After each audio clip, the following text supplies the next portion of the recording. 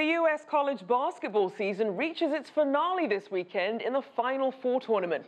Now, it will showcase some potential future NBA stars who will demonstrate their skills in a city that's home to one of the greatest teams in the game, the San Antonio Spurs. And that's where we find our own Owen Fairclough. Owen, even with passionate fans, the Final Four is struggling to find the love.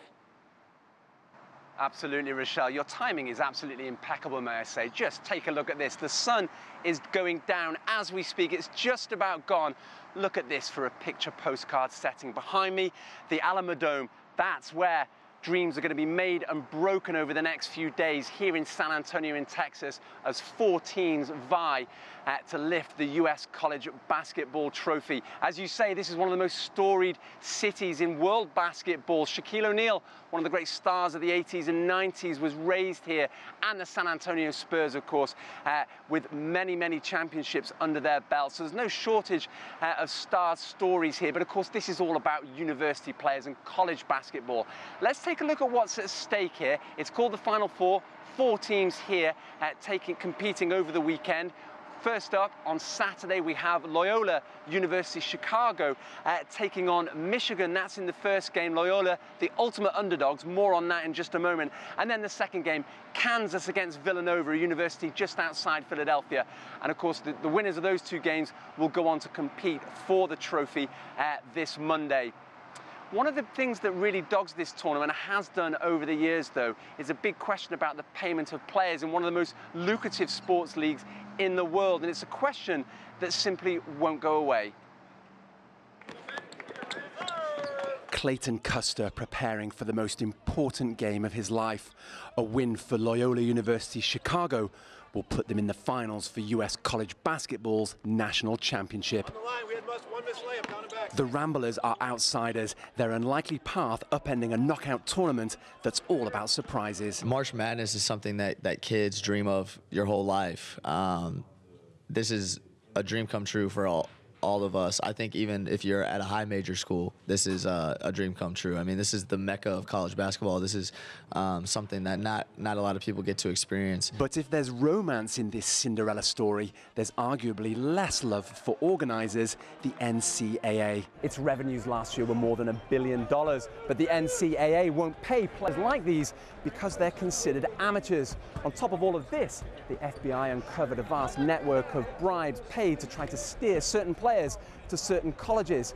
All of these under-the-table dealings taking place in an industry that's already very profitable. And the payment debate is clearly an issue for the players. When you see a lot of people making a lot of money in NCAA, obviously it's something that we all talk about and think about, because if we didn't play the games, then nobody wouldn't be making that money. Some are now questioning whether young stars set on an NBA career even need college. LeBron James and Kobe Bryant both went straight into the professional game from high school. The NBA then imposed a minimum age limit of 19, or 1 year out of high school, partly to ensure players were properly developed physically and mentally. Critics call this the one and done rule.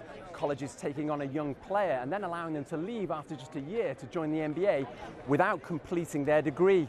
And the problem is, if that player then fails to make the cut as a professional, he's lost the opportunity to play in the most lucrative sports league in the world and lost out on an education. Basketball development expert Chris Dial thinks European sports clubs that take on players as young apprentices could be a model. Barcelona turned a 13-year-old Lionel Messi into one of the greatest football players ever. Some of these guys would definitely benefit from some type of a program if college wasn't it. That would help them mature the right way and help them handle and manage themselves, in this newfound situation. The NBA is now considering ditching its one-and-done rule. The problem is it doesn't have an alternative that will serve the people who matter most, these young players.